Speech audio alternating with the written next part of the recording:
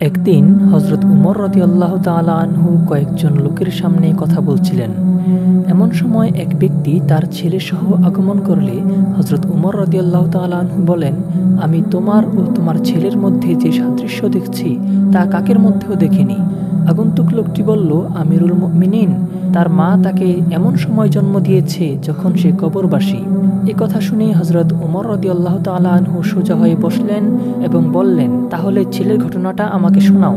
লোকটি বলল, হে আমিরুল মুমিনিন, একদিন আমি ভ্রমণে যাবার ইচ্ছা করলাম। সে সময় তার মা গর্ভবতী। সে বলল, তুমি এমন সময় আমাকে রেখে ভ্রমণে যাচ্ছ যখন আমি অন্তঃসত্ত্বা। আমি বললাম, তোমার গর্ভস্থিত সন্তানকে আল্লাহর হিফাজতের উপরে ছেড়ে দিলাম।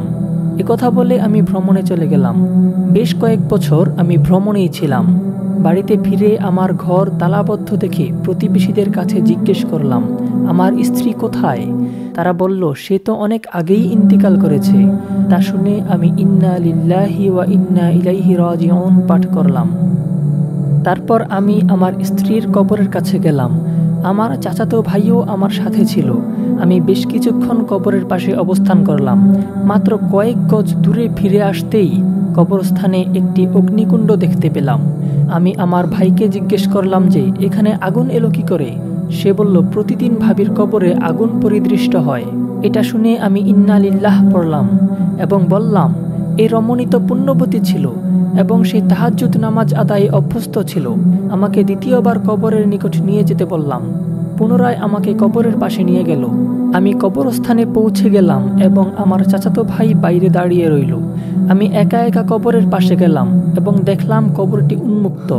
আমার স্ত্রী কবরের ভিতরে বসে আছে এবং এই ছেলে তার চারপাশে ঘুরে বেড়াচ্ছে। আমি সেদিকেই মনোযোগী ছিলাম। এমন অবস্থায় গায়বী আওয়াজ এলো, হে আল্লাহ পাকের কাছে আমানত প্রদানকারী, তোমার আমানত তুমি ফেরত নিয়ে যাও। তার মাকেও যদি আল্লাহ পাকের কাছে আমানত রাখতে, তবে তাকেও ফেরত পেতে। এ কথা শুনে আমি ছেলেটিকে কবর হতে উঠিয়ে নিলাম। ছেলেটিকে উঠানোর সাথে সাথেই কবরটি সমান হয়ে গেল।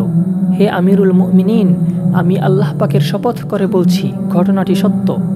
এই ঘটনাটি যায়েদ ইবনে আসলাম নিজ পিতার বরাতে বর্ণনা করেছেন এবং আল্লামা কামালউদ্দিন দিমইয়ারি রহমতুল্লাহি আলাইহি বলেন, আমি এই ঘটনাটি অনেক কিতাবে বর্ণনা করতে দেখেছি।